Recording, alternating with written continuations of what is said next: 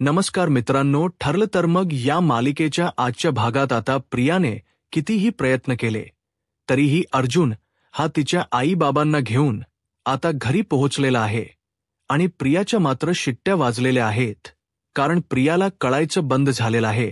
कारण नागराज आणि महिप्त यांनी जो प्लॅन केलेला होता त्याप्रमाणे सर्व गोष्टी घडत आहेत. अर्जुन फायनली प्रियाला घेऊन घरी पोहोचलेला आपल्याला पाहायला मिळणार आहे. कारण कितीही काहीही झालेलं असलं तरीही प्रिया ही आता तिची वाट लागणार आहे हे मात्र यांनी दोघांनीही ठरवलेलं असतं आणि त्याच्याप रमाने गोष्टी ह्या घडत असतात.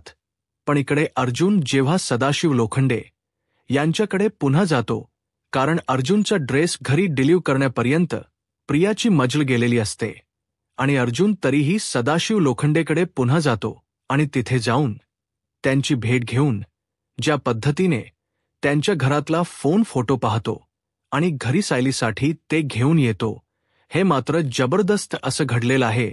कारण ड्रेसची डिलिव्हरी एवढ्या लवकर मिळालेली असते त्यामुळे अर्जुन खुश झालेला असतो. अर्जुन म्हणत असतो की एवढं कसं काय पॉसिबल झालं असेल, कारण एवढ्या खास म्हणजे त्याचा विश्वासच बसत नसतो की हे असं होऊ शकतं असं त्याला वाटत असतं. आणि नेमक त्याच वेळेस अर्जुन हा त्यांना घेऊन घरी आलेला आहे आणि मग अर्जुन त्यांना भेटायला जातो. त्यांना विचारतो.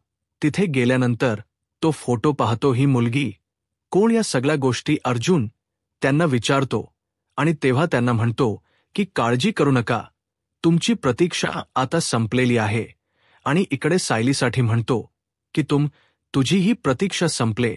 हे तुझे आई बाबा पण सायलीला तो खूप मोठा धक्का बसलेला आहे. सायलीला तर ते आई बाबा आहेत या गोष्टीवर विश्वासच बसत नाही. तर हे सगळं कशा पद्धतीने होणार आहे ते आपण आजच्या या व्हिडिओमध्ये पाहणार आहोत.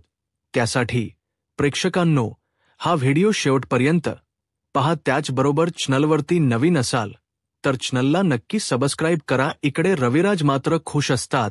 प्रिया घरात नाहीये, प्रिया निघून गेले या गोष्टीचा आनंद त्यांना खूप झालेला असतो. आणि जेव्हा रविराज आता बोलत असतात त्याचवेळी घडतं असं की प्रतिमा म्हणत असते की ही मुलगी घरात नाहीये, कुठे गेली, नक्की काय झालं असेल तिच्या बाबतीत म्हणून ते बोलत आहे.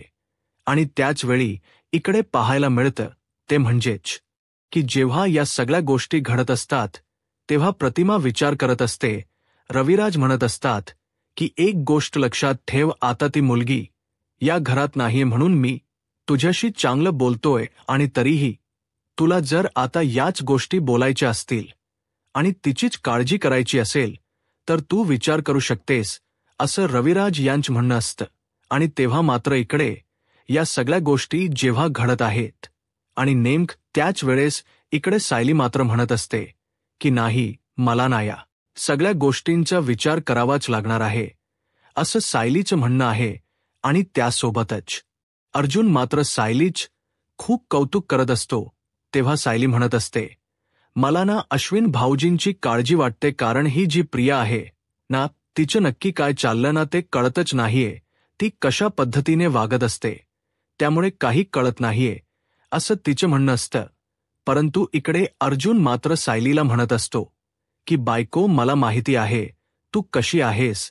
ते प्रियाला बरोबर तू वटणीवर आणणार आहे हेही मला माहिती आहे असं अर्जुन तिला सांगत असतो. परंतु सायली म्हणत असते की नाही हो, पण यामध्ये विनाकारण अश्विन भाऊजी रडले जातात ना, याचं मला ना वाईट वाटतंय असं सायलीच म्हणणं आहे. परंतु या सगळ्या गोष्टी जेव्हा घडत असतात तेव्हा मात्र इकडे अर्जुन आणि त्याचबरोबर सायली बोलत असतात. सायलीला अर्जुन म्हणत असतो की तुला बरोबर कळतं की रियाला कुठे कानफडायचं आणि कुठे शब्दांचा मार द्यायचा हे तुला चांगलं माहिती आहे. परंतु सायली आणि अर्जुन या दोघांनाही आठवं असं वाटत असतं की हे जे खूपच नखरे चाललेले आहेत प्रियाचे, त्यामुळे सगळ्यांना घरात त्रास होत आहे.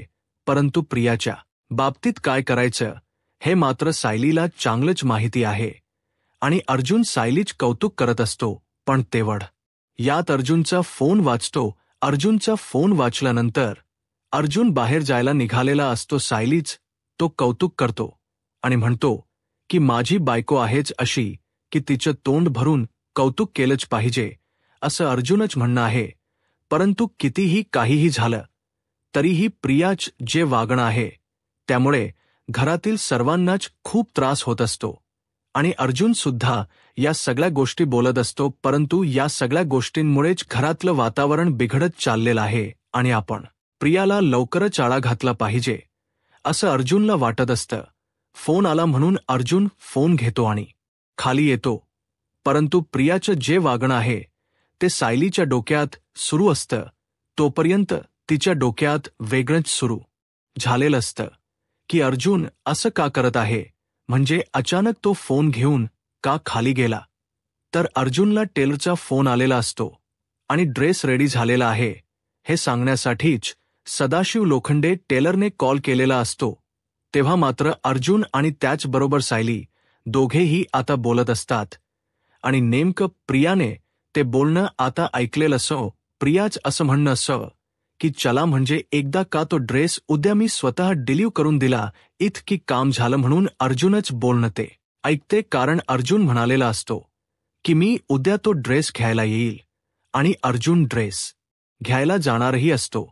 आणि प्रियाने एका माणसाला फोन केलेला असतो आणि त्याला सांगितलेलं असतं की तो ड्रेस जो आहे तो पिकअप करायचा आणि तो ड्रेस डिलीव्ह करायचा. इकडे सुभेदारांच्या घरी पिकअप करताना तिथे सांगायचं की अर्जुन सुभेदारने पाठवले आहे आणि इकडे तो देताना सांगायचं की सदाशिव लोखंडेने दिलेला आहे, म्हणजे श्रद्धा टेलरने दिलेला आहे असं प्रियाच ठरलेलं असत. तर इकडे महिप्त आणि नागराज दोघंही खूप खुश असतात. अगदी सेलिब्रेशन मोड मध्ये ते असतात. आणि महिप्त तर नागराजला पेढे भरवत असतो.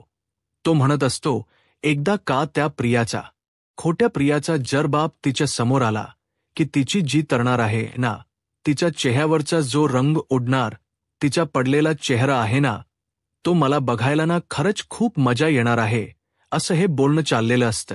आणि तेव्हा मात्र इकडे पाहायला मिळतं की जे सगळं काही घडत असतं त्यामुळे आता सगळ्यांच्या समोर एक गोष्ट येत असते. तर इकडे महिप्त आणि नागराज यांना एक वेगळाच आनंद होतोय आणि तो आनंद याच्यासाठी होतोय की काहीही झालं तरीही प्रियाची वाट लागणार आहे. ते दोघेही म्हणत असतात की पिचभर मुलगी आपल्याला एवढं नाखीन न आणेल असं कधीच वाटलं नव्हतं, पण तिने आपल्याला नाखीन न आणलेले होते असं त्यांचं बोलणं चाललेलं असतं. तेव्हा इकडे महिप्त आणि नागराज दोघेही बोलत असतात. ते म्हणत असतात की पण तिचा बरोबर बंदोबस्त कसा करायचा ते आपल्यालाच कळलेलं आहे. तिचा तो बाप आहे ना, तो करेल तिचा बंदोबस्त. इकडे आता प्रतिमाला काळजी वाटत असते. प्रतिमा म्हणते की नाही, मला ना कळत नाहीये की ही मुलगी कुठे गेलेली, म्हणून प्रतिमा आता इकडे एक काम करायला घेते. प्रतिमा विचार करते आणि प्रतिमा ठरवते की आपल्याला आता एक काम करायचं आहे, ते म्हणजे सायलीला कॉल करायचा. म्हणून प्रतिमा सायलीला कॉल करते आणि सायलीला विचारते, अग इकडे एक मोठा प्रॉब्लेम झालाय, काय सांगू तुला. तेव्हा सायली म्हणते, प्रतिमा त्या काय झालं. तेव्हा इकडे प्रतिमा सांगू लागते की अगं तुला माहिती आहे का काय झालंय. अगं ते ना तन्वी आणि अश्विन कालपासून गेलेलेत. कुठे गेले ते माहीतच नाही. सायली म्हणते काळजी करू नका, ते इकडेच आलेत. आणि रविराज तिथे आलेले असतात. रविराजने बरोबर ते बोलणं ऐकलेलं असत. तर प्रतिमाने घाबरून घाबरून तो कॉल केलेला असतो. आणि जेव्हा रविराज ते बोलणं ऐकतात तेव्हा मात्र प्रतिमा खूप घाबरते. रविराजांना खूप राग आलेला असतो. रविराज म्हणत असतात की हे सगळं काय आहे म्हणजे. तेव्हा इकडे प्रतिमा सायलीला म्हणते की पण तिथे काय गोंधळ घातला नाही ना. सायली म्हणते नका काळजी करू, आम्ही आहोत ना सगळेजण इथं तिच्यावर लक्ष ठेवायला, तुम्ही अजिबात काळजी करू नका का, असं इकडे सायली रविराजांना सांगत असते. तेव्हा रविराज म्हणतात की चालेल. इकडे प्रतिमाला रविराज म्हणतात की चल आत्ताच्या आता मला जायचं आहे आणि तिथे सुभेदारांच्या घरी जाऊन अजून तिने काय गोंधळ घातलाय का ते बघायचं आहे. कारण काहीही झालं तरीही ही मुलगी कोणत्याही थराला जाऊ शकते हे मला माहिती आहे, असं हे बोलणं चाललेलं असतं. आणि मग इकडे अर्जुन आता सकाळी तयार झालेला आहे आणि सायलीला म्हणतो की मी निघालोय. सायली म्हणते मी नाश्ता नाही बनवलेला अजून. तेव्हा अर्जुन म्हणतो की नकोय, मला नाश्ता नकोय, मी येणार आहे. तेव्हा सायली म्हणते अहो काय चाललंय तुमचं, मला कळतच नाहीये. अर्जुन म्हणतो काळजी करू नकोस, मी लगेच जाऊन येणार आहे. तू काळजी करू नकोस, आल्यावर नाश्ता करूया. तुझ्यासाठी सरप्राईज आणायला मी चाललोय. तेव्हा सायली म्हणते का माझ्यासाठी सरप्राईज? पण का? अर्जुन म्हणतो कळेल, लवकरच कळेल. आणि त्याचबरोबर हा अर्जुन सायलीला सांगत असतो.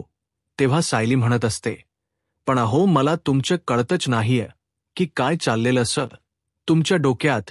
तेव्हा अर्जुन म्हणतो नक्कीच कळेल तुला. आणि अर्जुन स्वतः निघालेला असतो. सायलीला आता सरप्राईज द्यायचं आहे हे अर्जुनने ठरवलेलं असतं आणि म्हणूनच तो गडबडीत निघत असतो. सायली म्हणते ठीक आहे, आता प्रियाने जे काम केलेलं आहे तिने त्या माणसाला सांगितलं की तो ड्रेस घेऊन ये म्हणून. प्रिया खाली वाट बघत बसलेली असते.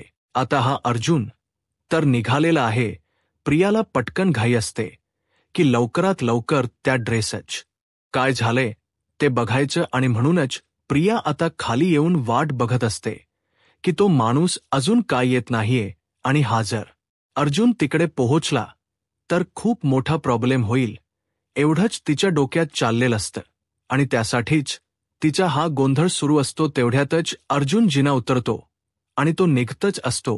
तेव्हा मात्र प्रिया त्याची वाट बघत असते की तो माणूस अजून का आलेला नाहीये जो डिलिव्हरी देणार होता. असं म्हणत प्रिया त्या माणसाला फोन करत असते आणि तेवढ्यातच अर्जुन तिथे जवळ जातो दरवाजेच्या आणि पार्सल घेऊन तो माणूस पोहोचतो. तो म्हणतो की सदाशिव लोखंडे यांनी पाठवले श्रद्धा टेलर्स. अर्जुन म्हणतो काय होम डिलिव्हरी? तेव्हा तो म्हणतो अरे वा, चांगली गोष्ट आहे. प्रिया मात्र तिथे उभीच असते, बघत असते काय चाललंय नक्की. आणि मग अर्जुन तिला म्हणतो की आता चौकीदारीच काम सुरू केलंस का तू? चांगलीच तिची बोलतो आणि तिला म्हणतो की नाही, लायकीत राहत जा तुझ्या. हे अर्जुनला तिला सांगायचं असतं. त्याचबरोबर तो ड्रेस घेतो आणि वरती जातो. इकडे सायलीला काहीच माहीत नसतं. सायली मात्र वाट बघत असते. अर्जुन आला आणि लगेच आलेला पाहून सायली म्हणते काय झालं हे? म्हणजे तुम्ही आता गेलात पण आलात पण लगेच हे सगळं? तेव्हा अर्जुन म्हणतो अगं तुझं सरप्राईज आहे ना, स्वतःहून इकडे आलं, मग काय करणार मी सांग बरं. अर्जुन सांगू लागतो आणि तेव्हा मात्र सायली म्हणत असते खरंच पण ड्रेस? तेव्हा अर्जुन म्हणतो हा ड्रेस घाल आणि खाली ये, मला ना बघायचं आहे तू कशी दिसते. सायली म्हणते पण सगळे असतील ना. अर्जुन म्हणतो असू दे, कळेल तू आल्यानंतर काय होणार आहे असं सायलीला सांगतो आणि तो खाली बोलवतो नवीन आणलेला ड्रेस देऊन. अर्जुन आता खाली हॉलमध्ये वाट पाहत बसलेला आहे. सर्वजणच तिची वाट पाहत असतात. तिला साडीचा ड्रेस बनवून आणलेला असतो आणि तो आता कसा दिसेल हे सर्वांनाच पाहायचं असतं. आणि सॅलीन तो ड्रेस घातलेला असतो आणि सैलीवरून खाली एक एक पाऊल जिन्यातून येत असते. तेव्हा सर्वजण तिच्याकडे पाहतच राहतात. तीच सौंदर्य खूपच सुरेख आणि छान दिसत असतं. जेव्हा अर्जुन तिच्याकडे पाहतो तेव्हा तर तो ताडकन उभाच राहतो. सायली खरोखरच खूपच सुंदर दिसत असते. अर्जुनचे डोळे असे मोठेच्या मोठे तसेच उघडलेले राहतात आणि घरातले सगळे सदस्य पाहतात की सायलीला तो ड्रेस किती सुंदर दिसत आहे. सायली एक एक पाऊल जेव्हा खाली उतरत असते तेव्हा सर्वजण पाहतच राहतात. आणि तेवढ्यातच रविराज आणि प्रतिमा देखील आलेले असतात. रविराज आणि प्रतिमा देखील पाहतात की सायलीने सुंदर असा ड्रेस घातलेला आहे आणि ती एक एक पाऊल जिन्यातून खाली उतरत आहे. तीच सौंदर्य ते दोघेही पाहतच राहतात. आणि रविराजला तर असं भासत की जसं काही स्वतः प्रतिमाच जिन्यातून खाली उतरत आहे. प्रतिमाच्या साडीचा तो ड्रेस असतो, प्रतिमाच वरून खाली उतरते असाच भास त्याला होऊ लागतो. त्याला दिसतं की सायलीमध्ये प्रतिमाचाच अंश आहे, ती प्रतिमाचीच मुलगी आहे असा काहीसा भास त्याला होऊ लागलेला आहे. म्हणजे सायली माझीच आहे, माझी मुलगी आहे असा भास त्याला होऊ लागलेला आहे. तर अर्जुन सायलीकडे पाहतो आणि एका क्षणात हाताने तिला खूपच सुरेख सुंदर आणि छान दिसतायत अशी खून देखील करतो अर्जुनने केले. त्या केलेल्या त्या खुनेमुळे सायलीला समजत की आपण किती गोड दिसत आहोत. सायली एकदम खुश झालेली असते. तर रविराज सायलीकडे बघून त्याचे तर डोळेच भरून आलेले असतात.